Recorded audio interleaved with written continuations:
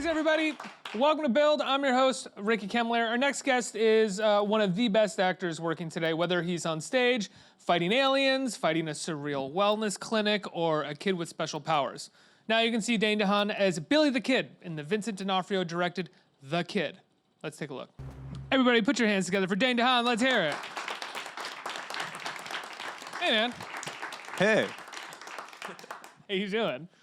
I'm okay. I'm just getting over a cold, actually, but I'm happy to be here. Right on. Same. I love your jacket. Thank you so much. It's Prada. Oh, is it really? Yeah. Wow. It's great. Yeah. Let's talk about The Kid. You play Billy the Kid. This is kind of a reimagining or reinterpretation of Pat Garrett and Billy the Kid in a lot of ways. Ethan Hawke playing Pat Garrett. What drew you to being a part of this movie? Well, I think really the people involved. You know, I don't think I'd made a film for over a year when I decided to do this, and I thought Vincent directing was awesome. And were you just taking a break? Yeah, I had a kid, and Congrats. Thanks. I kind of just like took the time to be with my wife through her pregnancy, and then the first like 6 months of Bowie's life, and then this came along, and it was cool that Vincent was directing it. You know, it's an awesome character to play. Yeah. And Ethan was already attached to it, and it just seemed like it would be a really fun, quick, dirty film to make, you know? It's one of those characters where I imagine if you're an actor, you get the script, and every page that you're on, you're doing something kind of fantastic. Whether it's crazy or emotional, you're really driving the story forward and freaking out in a lot of scenes. Yeah, for sure. I mean, it's there's a lot to chew on, you know? Yeah. And there was also something cool about how quick it was, because before this, the movie I shot before this, I think we shot in 6 months, and the one Cure for Wellness? That was Valerian, and then Cure for Wellness shot for like 5.5 months. So we made this movie in 21 days, and there was something fun and. Is that fun? Because I hear as that. long as the right people are involved, then it's a lot of fun. You know, if you get people that know what they're doing and that can keep everything tight and moving and can communicate with one another, then it's fun to get like down and dirty and make a movie real quick. Because I hear like 19 days, 20 days, 21 days, and I'm always like, God, you poor guys, because like that's really hard work. Yeah, but it was fun. I mean, and Vincent, I think he's used to working really fast, maybe because of all of his time on Law and Order, and on those shows, sometimes you're shooting like 14 pages a day or something, which is insane. So he would get done early on most days. Really? Yeah, I mean, he was moving. Where'd you guys shoot it? We shot in Santa Fe. In Santa Fe, and was the town like there's really one major town that the story sticks in. Where was that in Santa Fe? They were all outside of Santa Fe. I think we were on like the Tom Ford's ranch at one point or something. There's like a bunch of ranch towns, like ghost towns outside of Santa Fe that kind of everyone uses for movies, and we used them too. You know, your character in this Billy the Kid, he's a psycho, but in a lot of ways he's also a product of his time, and we do have a sense of like what is driving him and how he became this person that is hunted by the law and takes other people's lives kind of for granted. How do you find that character? I mean, you're at this point, I feel like you're pretty well known for playing intense characters. Yeah. Well, I think he's interesting also because really he was very much a victim of the news cycle. You know, like everyone knew who Billy the Kid was because Billy the Kid was always in the news. You know, he was a legend, and everyone had these preconceived notions of him. And I think what we try to do in the film is take the events that actually happened in his life and break those down and say, okay, but who was this guy really, and why was he doing the things he was doing? And sure, I mean, you have moments actually where he doesn't want to hurt people as well. Yeah, and I think he didn't always want to hurt people, you know, but I think, you know, the Wild West was a rough place, and a lot of times you had to kill to survive. And, you know, it just, a lot of times it just depends on what side you're on, whether you're seen as the good guy or the bad guy, especially in times where it was, in a way, everyone was an outlaw, you know? You know, I said that you're often cast as like fairly intense characters. Yeah. Are you an intense person? No, I don't think so. I think I'm actually pretty chill. Yeah, I had an acting teacher that used to say like be the good guy in the classroom and the bad guy on stage, you know? And I think it's so much fun to have permission to be able to do bad things in an environment that people end up applauding you for it. You know, so like in my normal life, I have a wife, I have a kid, I have a fairly normal life, but then I really do love to make movies and projects that are adventures and that challenge me in ways that make me uncomfortable. And a lot of times that's playing these intense people, or at least people going through intense situations. Do you seek those projects out that challenge you or put you in intense situations? Yeah, I think so. I mean, I think they're the ones that when I read the scripts, I'm like, oh, that seems fun, almost because it seems impossible. You know, playing Billy the Kid, that seems like it would be really hard, and I would get to do crazy stuff, and I don't know how to ride a horse, and I don't know how to swing a gun, and like, who was this guy? Who was this guy really, you know? Because the other thing is, in a lot of movies of the past, Billy the Kid is kind of this shiny, suave character, and that's not who he was at all. You know, he was dirty, he had a gap in his tooth, he was a down and dirty guy, and I think that's what I was trying to convey in the film. Yeah, most movies are kind of the media interpretation of him. Right. And your guys' interpretation, is much dirty. He's much grittier. He's kind of gross. Yeah, well, he was kind of gross. And like the clothes that I'm wearing in the movie, that the only picture that people really know is Billy the Kid, that's pretty much the exact outfit that he's wearing. So he was wearing those layers, and he had this like anchor on his shirt with a snake wrapped around it, and that like weird top hat with a dent in it, and he was an interesting guy for sure. You know, I'm curious, we're talking about the roles that you take often. A few years ago, I saw Annie Baker's The Flick for the first time in Chicago and Steppenwolf, Yeah. and it made me go back and read all her plays and just get totally obsessed with her work. Yeah. And one of her first plays that was produced, right, you were in. Yeah, I don't know. I don't think it was her first play that was produced, but yeah, it was called The Aliens. Oh, okay. For some reason, I was under the impression it was one of the It could have early been ones. one of the first, maybe like the third one. Not even close. Well, the third is kind of like the first. No, but it was.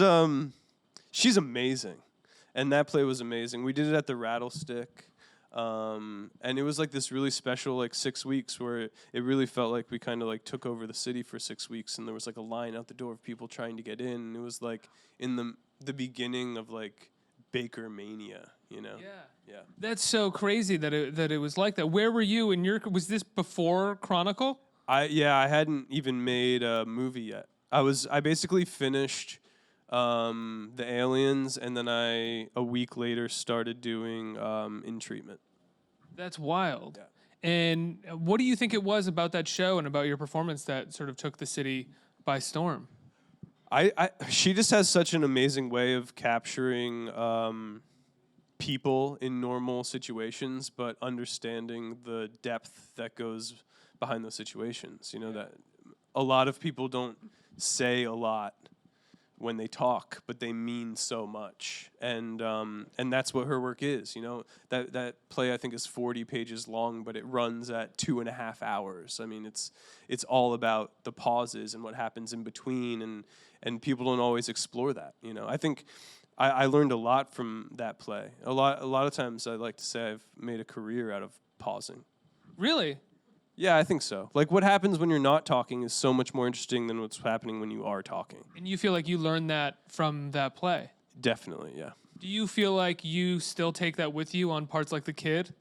Especially maybe on parts like The Kid where he's such a verbose character most of the time. Yeah, I think so. But I think waiting until you truly have the impulse to speak, you know, that's something that I learned from doing The Aliens. And not being afraid to wait for that moment, not feeling like you have to rush it for pace or you have to hit a certain thing. I mean, everything has its own style, but I think it's really important to always wait until you actually have the impulse to speak and then speak, not just speak because it's your line, you know? Well, yeah, then that's what most acting teachers kind of teach you, right? Is that always sort of speak when it's from your gut. Yeah, but it can be hard to learn that. Yeah. And Annie's plays really give you that permission.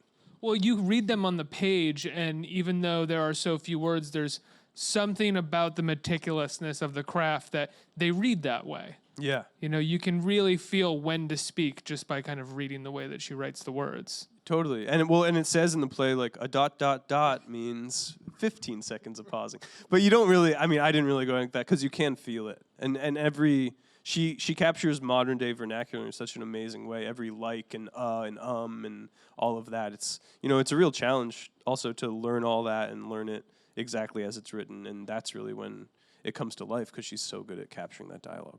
So now you do the aliens, and then you get In Treatment and Chronicle, all of which, I mean, you know, In Treatment is basically like one room and a conversation, and Chronicle is a fairly low budget, down and dirty superhero movie, kind of a superhero movie. Yeah. And then you get movies like Valeria and Cure for Wellness, which are 5-6 months shoot. What was it like going from these sort of little things to those massive projects? Yeah. Did you feel like there was an in-between of those, between the smaller stuff and those at all? Well, everything just happened really fast. You know, I made In Treatment, and then I made actually Lawless first. Oh, right. And then basically 23 hours after I was done shooting Lawless, I was in Cape Town shooting Chronicle. And 2 weeks after that, I was shooting Place Beyond the Pines. And 2 months after that, I was shooting Kill Your Darlings. So I made like these 4 movies in the beginning of my career, pretty much back to back to back to back, and they were all made fairly quickly. And it wasn't until I guess Spider-Man was the first like 6-month movie I made. And I think that was a good way of being introduced to a movie like that because I wasn't the main part. So I was maybe on set like a third of the time. I got to really understand what it means to have to take that much time to make a movie. And I love taking time. I mean, I'll take time, as much time as they'll give me, I'll always take. Is that what it means, is taking time basically on the set of a movie like that? Yeah, I mean, time is money, you know? So, like, I mean, they spend a lot of money on special effects and stuff, but also some days you're shooting 1/8 of a page a day, but you have time to rehearse, they have time to light, they have time to get the camera, so it's yeah, you have time. Wow. Yeah. 1/8 of a page a day to what, like 7-8 pages a day on this? Maybe some days we did 7 or 8, yeah. And you like working both ways, or do you like working one way more? I like working both ways. I like challenging myself in different ways. Are you going to come back to the stage at all? I would love to. Yeah, I've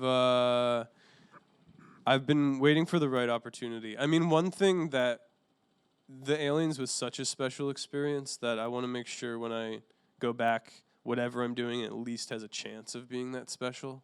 Right, you're not doing some sort of like revival of a movie that got turned into a play or something. Yeah, I mean, unless it's a really good revival yeah. of a movie that's turned into a play. But yeah, I would love to do it. You know, I'm just kind of waiting for the right opportunity to come along. You know, you mentioned A Place Beyond the Pines. One of the things that I loved about that movie, there was a number of things that I loved about it, was finding out how old you were after I saw the movie, because in the movie you play like 16. Yeah. And I think when you made it, you were like 27. Probably, or 25 or 27 or something like that. Yeah. What was that like getting cast? I guess that was like the third movie in a row, though, that you were cast, or second or third movie in a row that you were cast for like 16. Yeah. Well, I think I was really lucky that I got out of acting school and I still looked like a teenager. So I had this big You can work all night, but you look like a kid. Yeah. But also I was classically trained. You know, I had gone through 5 years of acting school. So I was going up against kids that probably hadn't done much and hadn't had any formal acting training, and those are the people I was auditioning against, and I was being offered all of these really complex characters even from a young age, you know, teenagers that were going through really complex situations. So I owe my career, I think, to the fact that I looked so young coming out of acting school. Derek Cianfrance is such a he's so about everything being super real and stuff. So I think the main challenge was just making sure he didn't find out how old I was until after I was cast in it. And the kid that you were acting against the majority of the time, he was around that. He was of age or around that. He was older, but he was younger than me. Yeah, right. Emery. Yeah. Yeah. So you get on the set of The Kid. You're working with Ethan Hawke, right? Had you worked with Ethan yet? I worked with Ethan for 1 week on Valerian. Oh, right. Yeah. I forgot that he was He in plays Valerian. Excuse me. Rihanna's pimp. Valerian's a ridiculous, crazy movie. Yeah, it is. What was that? Sorry, we'll get back to the kid in a second. But what was that like when you saw the finished product of that movie?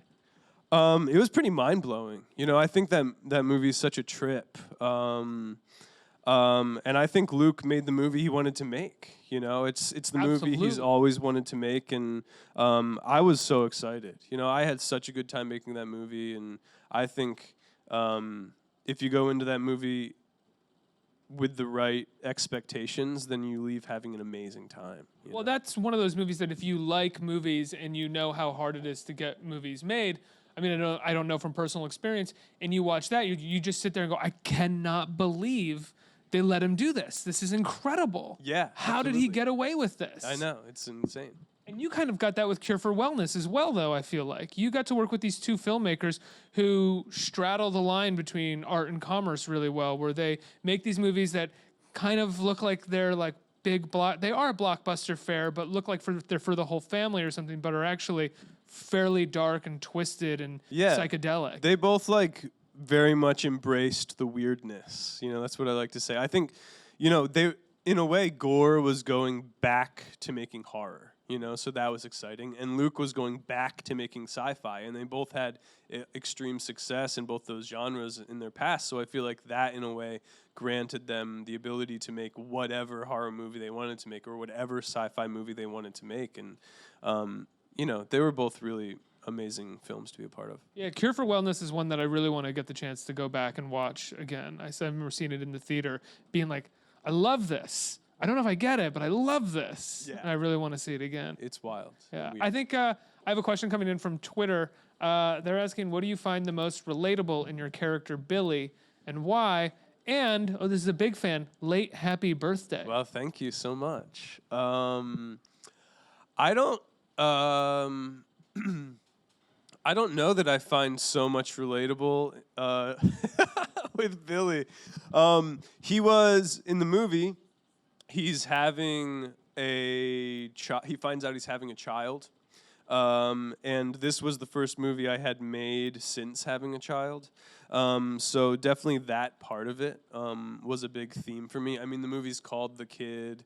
Billy the Kid is having a kid in the movie. Also, Vincent D'Onofrio's daughter is in the movie, so watching them work together was very meaningful at that time in my life.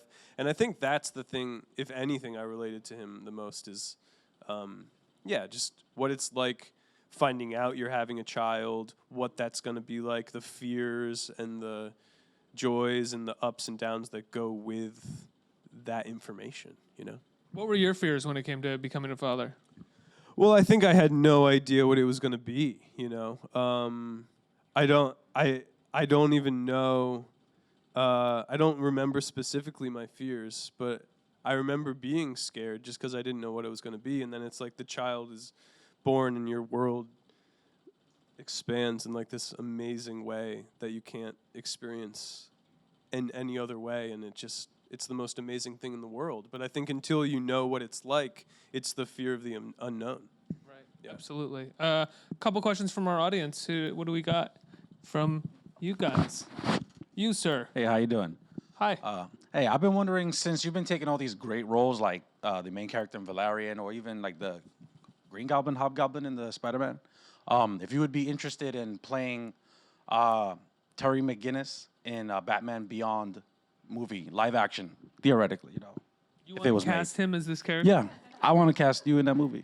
Are you a casting agent? No. Oh. Who is Terry Mcginnis? Is he Batman? Yes, he becomes Batman. Yeah, I want to be Batman. Successor to Batman. Everyone wants to be Batman. Of course. Yeah. He's the so successor? yes, I also want to be Batman. Yeah, for sure. That's fantastic. Can I ask, he's the successor to Batman? He's not, is he Robin? No.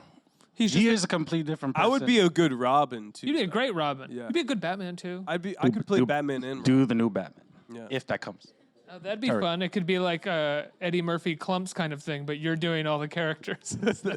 You're There you go. Robin, you're Batman. I mean, they're looking Two-Face, for a new Joker. thing to do. You know, they're trying to reinvent the Batman. So Definitely one way to reinvent it. I think we have one more question. Hi. For someone who's not intense in their normal everyday life, how do you get into that mindset of playing all these intense characters, like Billy the Kid having that need, or I guess to survive, to kill? How do you get into that mindset?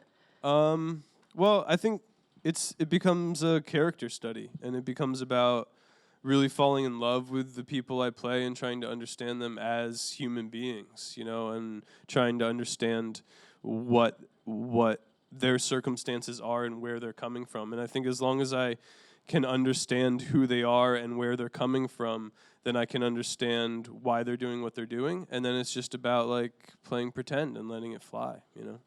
Oftentimes when I talk to actors, they reference their younger selves as someone who felt like they had to hold on to the character all the time and felt like they had to be, it's like the worst word now, method. But I'm curious, since you had this sort of formal acting training and you were getting tossed into these really intense roles, if you were that person or if you just leaned more on the craft and on the training rather than the idea of having to sort of maintain an intensity all the time. I think I was never like in denial of who I actually was or trying to act like I was always in character. You know, I think still to this day, I still try to do things in my life that are similar to the characters I'm playing just because I feel like that helps. You know, like in Place Beyond the Pines, I built my bike that I ride in the movie because I wanted to have a personal connection with it. But I was never really someone that would go home and try to stay in character, you know. I oftentimes like to isolate myself on set just because there's so much stuff going on set, and for me, acting takes so much focus. But I also really value my home life, and I think is what keeps me balanced as a person, is having my acting life being so intense and my home life being not intense, that I don't try to take it home with me, you know. Dane, it's been a pleasure having you here, man. for having me Congratulations on back. the movie. Another great performance. Thanks. It comes out March 8th. Yes. People can check it out. Yeah. The Kid, Check it out, The Kid. directed by Vincent D'Onofrio. Yes. Also starring Ethan Hawke. Yes. And Chris Pratt. Chris Pratt's in it. Ethan Hawke's in it. I'm March in it. 8th. March 8th. Dane DeHaan. Check it out. Round of applause.